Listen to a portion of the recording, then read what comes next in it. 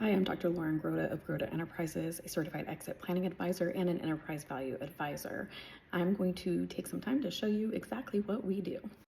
First thing I'm going to do is log into my computer and navigate to the template for financial architecture. So this is specific to our benchmark business modeling process.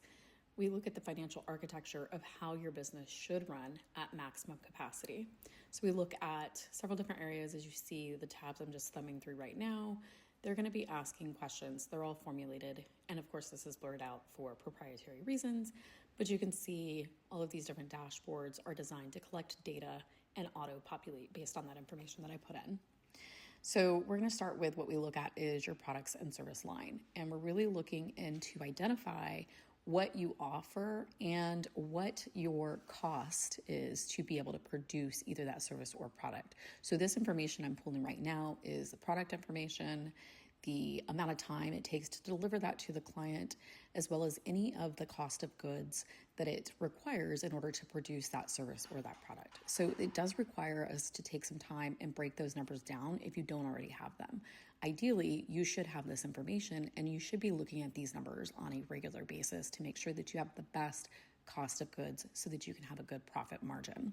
Over in the orange section, once everything is calculated, it automatically populates what it would cost you to produce that product, your break even. So how much should you actually charge in order to make a zero profit? And then we also have some automated profit builder in that calculates if you wanted a 30% or a 50% profit.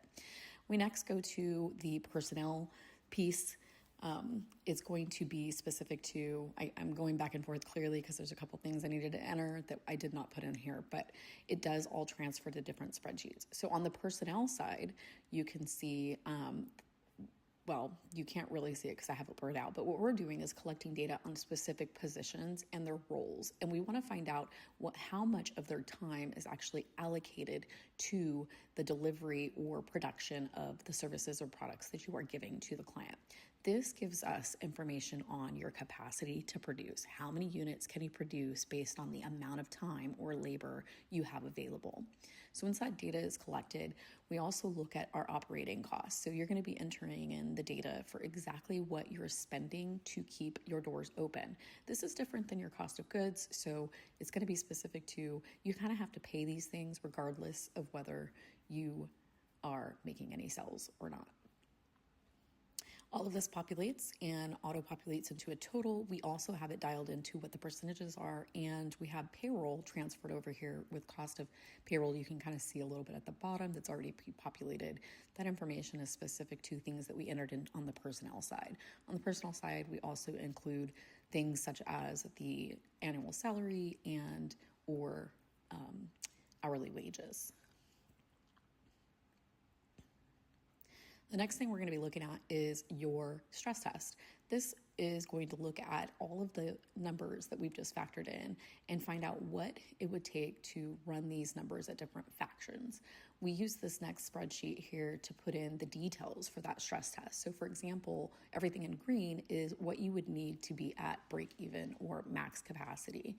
And then we enter in the data on cells to come up with different scenario points. So you're running at a 30% profit, 25% profit, 15, 5, 10, all of those numbers, and then a break even. And then we also look at cells as well.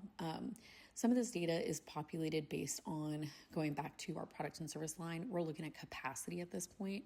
So we need to put in how many of these hours that we listed in personnel are actually allocated to the specific cell side. So all of that generally populates into this spreadsheet right here, and it gives you some insights on what numbers. This is more sales driven. How many products or services do you need to sell to basically hit your different margins? So whether it's that 50%, 30%, maximum capacity is based off of how many people you have on your team, and how many hours you can actually allocate. The next model that you're looking at is our sales model.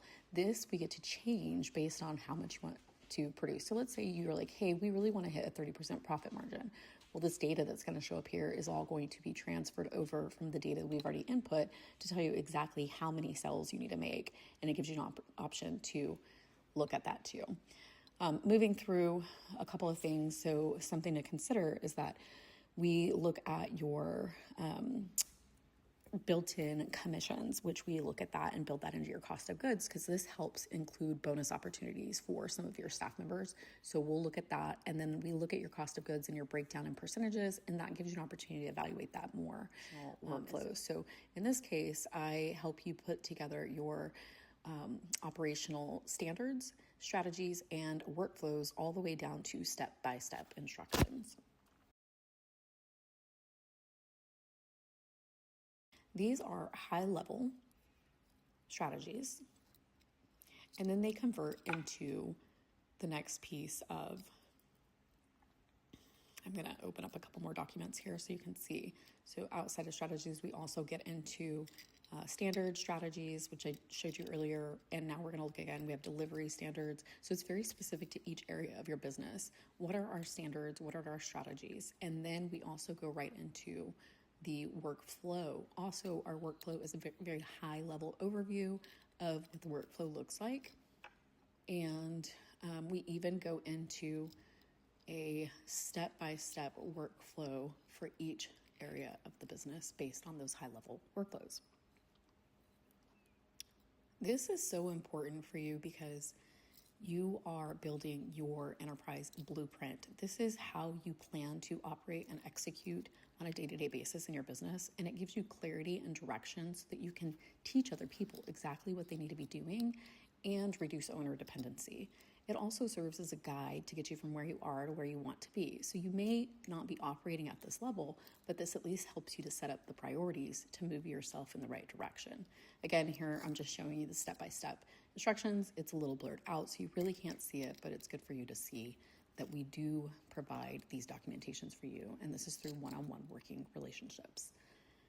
All of this gets organized into a client file. And also I'm showing you, we did some video for some training videos that are specific for new hires. So when you have the workflow and the step-by-step, you can actually go and video, just like you see right now, a video of how to actually do the work. So this will cut down on your onboarding. You can train people on how to actually do the work so that you don't have to continuously answer those questions, and they're more efficient with their training and onboarding.